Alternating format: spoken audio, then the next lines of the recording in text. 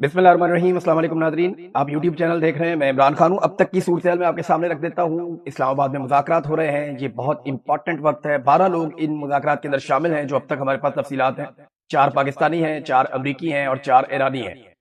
مذاکرات کے اندر جو ہے وہ کافی سٹریس ماحول ہے، یہ بڑے مشکل مذاکرات ہیں، آسان نہیں ہیں، کیونکہ دونوں فریقین بہت دور کھڑے ہیں اور ابھی ایک جنگ میں سے نکلے ہیں۔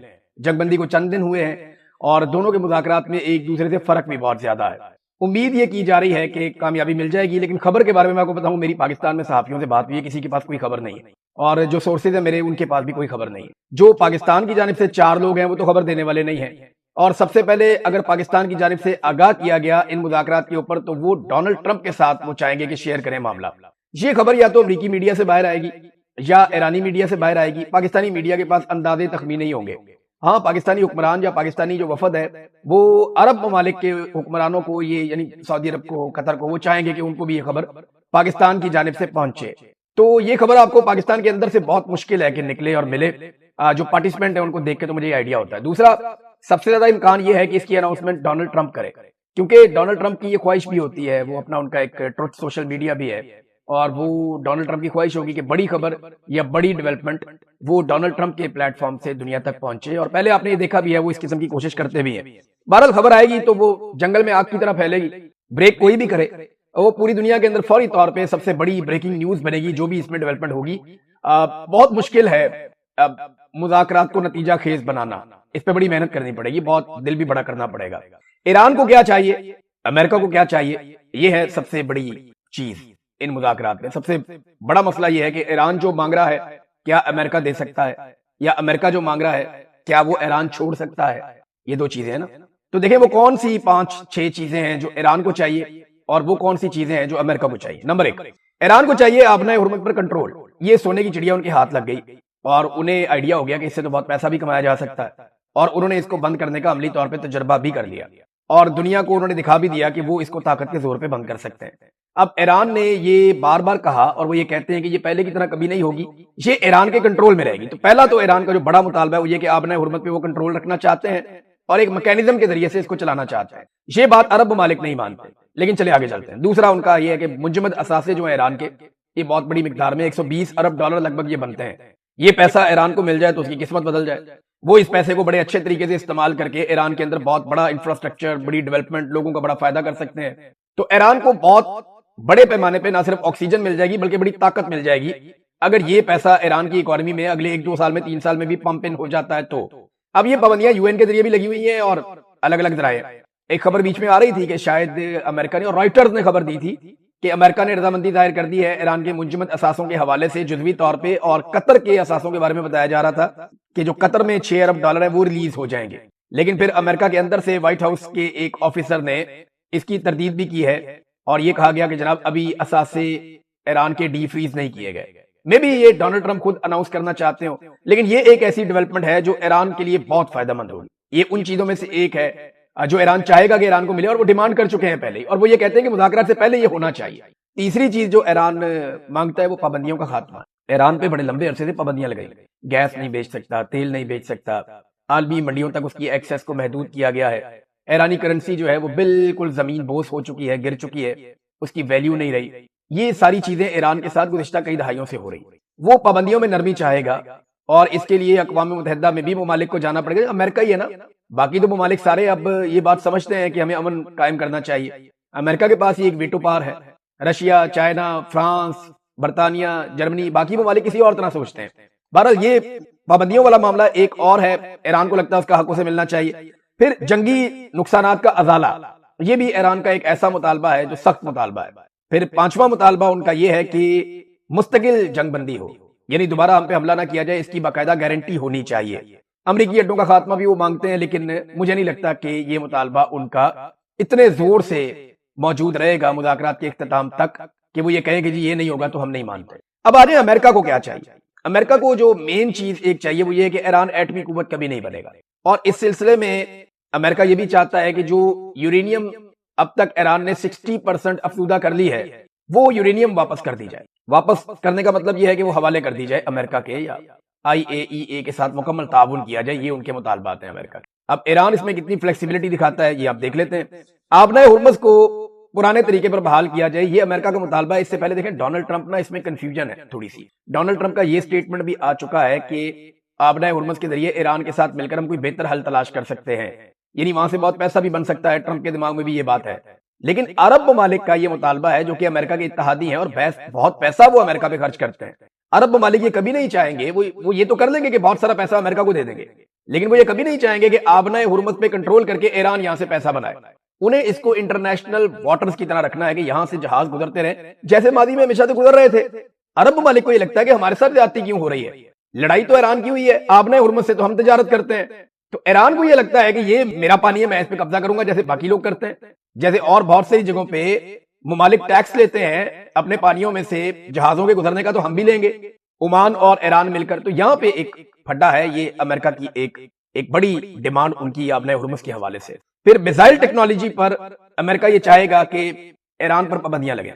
पाबंदी का मतलब ये नहीं है कि आप मिसाइल बना ही नहीं सकते, ये उसकी रेंज का मामला होता है। पाकिस्तान की मिसाइल टेक्नोलॉजी बहुत अच्छी है, पाकिस्तान ने अपने मिसाइलों के तजर्बे भी किए हैं, लेकिन क्या आप ये जानते हैं कि पाकिस्तान का मिसाइल मैक्सिमम कितनी दूर तक हिट कर सकता है? पाकिस्तान का मिसाइल किसी भी ऐसी जगह पे हिट नहीं कर सकता जहां पे मगरबी मफादात का कोई मसला आ जाए।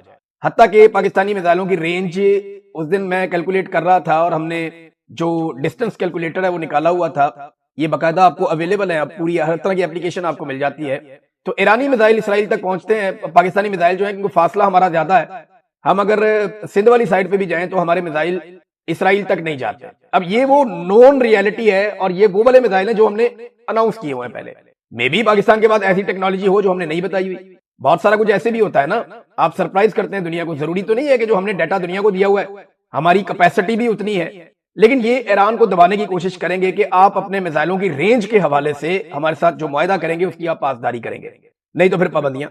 और एक और मुतालबा जो अमेरिका का बड़ा शदीद मुतालबा होगा, जिससे ईरान के लिए पीछे हटना बहुत मुश्किल है, वो ये है कि खित्ते के अंदर जो ईरान के इत्तेहादी हैं, जैसे कि ईरान सपोर्ट करता है हमास को, हिजबुल्लाह को, हौसियों को, ये सपोर्ट से ईरान को कहा जाएगा कि पीछे हट जाओ, इन ग्रोहों को आपने सपोर्ट नहीं करना। ये एक ऐसा नुक्ता है जो इसराइल के लिए बहुत जरूरी है, ये एक ऐसा नुक्ता है जो सऊदी अरब के लिए बहुत जरूरी है, और यही एक ऐसा नुक्ता है जिसपे ईरान बड़े लंबे अरसे से डटा हुआ है, और यही नुक्ता है जिसकी वजह से ईरान के साथ ये सारी लड़ाई चल रही है कि ईरान सपोर्ट करता है उन ग्रुप्स को जो इसराइल के साथ लड़ाई कर रहे हैं या जिसके अरब ममालिक के साथ अच्छे ताल्लुकात नहीं है। हौसियों की मैं मिसाल दे देता हूँ, हिजबुल्लाह जो है वो इसराइल के साथ लड़ रहा है, हमास जो है वो इसराइल के साथ लड़ती है, ईरान उन्हें सपोर्ट करता है। ये एक नुक्ता है जहां पे आके मामला अड़ सकता है। तो ये 5-4 चीजें बहुत इंपॉर्टेंट है। नंबर 1, लबनान के मामले पे इनके सींग फंस सकते हैं मुज़ाकरात में कि वो जंगबंदी जो है वो साथ शामिल होनी चाहिए। आबनाए हुर्मुज़ के मामले पे जौहरी तनाज़ा जो है, इस मामले के ऊपर जरा मुश्किल है इसको डिस्कस करना, ये लंबा चलेगा। और ईरान की जो इलाकाई इत्तेहादी हैं जिनका मैंने अभी आपको बताया, तीनों का नाम लिया, और पाबंदियों में नरमी का मामला जो है, ये वो सारी चीजें हैं जो ईरान का फोकस एक तरफ होगा, अमेरिका का फोकस एक तरफ होगा। पाकिस्तान में ईरानी सफीर ने एक स्टेटमेंट दिया इस मौके पे, ये स्टेटमेंट इंपॉर्टेंट है, मैं स्टेटमेंट आपके साथ शेयर करता हूं। उन्होंने कहा जी, आज इस्लामाबाद में ईरानी कौम के खिलाफ एक गैर कानूनी जंग को खत्म करने में मदद देने के लिए अच्छा मेजबान है पाकिस्तान। एक ऐसी जंग जो न सिर्फ ईरानी कौम और तहजीब के खिलाफ एक जुर्म है, बल्कि इसने खित्ते और दुनिया की सलामती को भी खतरे में डाल दिया है। अब देखना यह है कि क्या अमेरिका एक अच्छे मेजबान की जानिब से सालसी की कोशिशों का एहतराम करता है या नहीं करता। ये ईरानी सफीर का बयान है। आने वाले दिनों में इन बयानात की बड़ी इंपॉर्टेंस होगी। अभी सिर्फ सारा फोकस मुज़ाकरात की तरफ, मुज़ाकरात चल रहे हैं। जो इतलात रॉयटर ने दी थी कि कुछ असासे डी फ्रीज करने की तरफ मामला बढ़ा है, उसके ऊपर एक तरदीद भी आ गई है, लेकिन डोनाल्ड ट्रंप जब कोई स्टेटमेंट देगा तो चीजें ज्यादा क्लियर हो जाएंगी। मुज़ाकरात में नाज़रीन 12 लोग शामिल हैं, ये जरा आप देख लें। ये 12 लोग हैं मुज़ाकरात के अंदर। इसमें अमेरिका की जानिब से JD Vance, Steve Witkoff, Jared Kushner और ब्रैड कूपर, ये 4 लोग अमेरिका की जानिब से हैं। और ईरान की जानिब से जी कालिबाफ, अब्बास इराकची, माजिद तख्त और मोहम्मद बागर, ये लोग जो हैं वो शामिल हैं। ईरान की जानिब से 4 लोग हैं। ये supreme national security council secretary जो हैं वो भी इसके अंदर शामिल है, डिप्टी फाइनेंस मिनिस्टर भी इसके अंदर शामिल हैं, लेकिन उनको लीड कर रहे हैं पार्लियामेंट के स्पीकर। पाकिस्तान की जानिब से शहबाज शरीफ है, इसहाक डार हैं और फील्ड मार्शल हैं, और उनके साथ DGISI, हमारे DGISI और फील्ड मार्शल आर्मी चीफ, ये दोनों इस मुज़ाकरात का हिस्सा हैं। अब इन 12 लोगों ने मिलकर कोशिश करनी है कि कोई अमन कायम हो जाए, और पाकिस्तान की पूरी कोशिश होगी कि लड़ाई यहां खत्म हो जाए, क्योंकि अगर लड़ाई खत्म नहीं होती ना तो हमारे लिए बहुत बड़े बड़े चैलेंजेस हैं। यानी एक तो पहले ही पाकिस्तान बड़ा गरीब मुल्क है, اور اگر ہم لڑائی ختم کرنے میں کامیاب ہوتے ہیں، پاکستان کے اندر ہوتی ہے، تو اس میں پاکستان کو عزت ملے گی، پاکستان کو فائدہ ہوگا، دنیا پاکستان کو خارجی طور پہ ایک الگ نظر سے دیکھے گی، تو ہمیں پاکستان کو کم سے کم یہ فائدہ ہوگا۔ داخلی معاملات کیا ہے، ہمارا پٹرول بہت مہنگا ہو گیا، یہ اگر جنگ لگے گی اور مہنگا ہوگا، ہم اور پس جائیں گے، پہلے ہی بہت غریب ہیں۔ دوسرا، ہم سے ڈیمانڈ بڑھائی جائے گی سعودی عرب کی جانب سے کہ آ جاؤ آپ اس لڑائی کے اندر، اور پاکستان نے ایک دفاعی معاہدہ کیا ہوا، ابھی سعودی عرب کی طرف سے ایک سٹیٹمنٹ بھی آیا ہوا ہے، یہ میں آپ کو پڑھ کے سناتا ہوں۔ یہ منسٹری آف ڈیفنس ہے سعودی عرب کی، انہوں نے اناؤنس کیا ہے کہ پاکستان کی جو ملٹری فورس ہے وہ پہنچ گئی ہے سعودی عرب میں، کنگ عبدالعزیز ایئر بیس کے اوپر، اس کا جو ایسٹرن سیکٹر ہے وہاں پہ پہنچی پاکستان کی فوج، ایئر فورس اور جنگی جہاز پاکستانی ایئر فورس کے سعودی عرب میں پہنچے ہیں۔ یہ اطلاعات جناب آ گئی ہیں، اور یہ آفیشیل اطلاعات ہیں، ان کو کنفرم کر دیا گیا، میڈیا کے اندر یہ چیزیں چل رہی ہیں کہ جناب پاکستانی ایئر فورس جو ہے وہ سعودی عرب میں پہنچی ہے۔ اب یہ ایک معاہدہ کیا ہوا ہے پاکستان نے سعودی عرب کے ساتھ، ایک جنگی معاہدہ ہے، اور اس ماحول میں جب یہ خبر آتی ہے تو ابھی ہم اس کے اوپر ڈسکس نہیں کرتے، لیکن یہ ایک ڈیولپمنٹ ہے جو میں نے آپ کے سامنے رکھ دی ہے۔ ماضی میں پاکستان نے یمن اور سعودی عرب کی لڑائی میں نیوٹرل رہنے کا فیصلہ کیا تھا، اور وہ پاکستان کی پارلیمان نے کیا تھا، اور اس مرتبہ بھی پاکستانیوں نے اس بات پہ زور دیا کہ پاکستان کو ایران اور امریکہ یا سعودی عرب یا ان جھگڑوں کے اندر پاکستان کو نہیں جانا، پاکستان کو نیوٹرل رہنا ہے، اور امن کے لیے کردار ادا کر سکتا ہے پاکستان تو ضرور کرے، لیکن پاکستان کے عوامی نمائندوں سے مشاورت کے بغیر ایک دفاعی معاہدہ سعودی عرب سے کیا گیا۔ آج تک ہم نہیں جانتے کہ دفاعی معاہدہ کیا ہے، اس میں کیا لکھا ہے، یہ پبلک کیا جانا چاہیے۔ کوئی ڈیمانڈ بھی نہیں کیا، نہ اپوزیشن نے ڈیمانڈ کیا، نہ کسی نے بتایا کہ دفاعی معاہدہ آپ ہمارے سامنے رکھیں یا ہمیں بتائیں کہ اس دفاعی معاہدے کے اندر کیا لکھا ہے، تو کسی نے ڈیمانڈ بھی نہیں کیا، کسی نے دکھایا بھی نہیں۔ بہرحال اس دفاعی معاہدے کے تحت کنگ عبدالعزیز ایئر بیس کے اوپر پاکستانی ایئر فورس کے جنگی طیارے پہنچے ہیں، اور پاکستان اپنی ڈپلائمنٹ وہاں پہ کر رہا ہے۔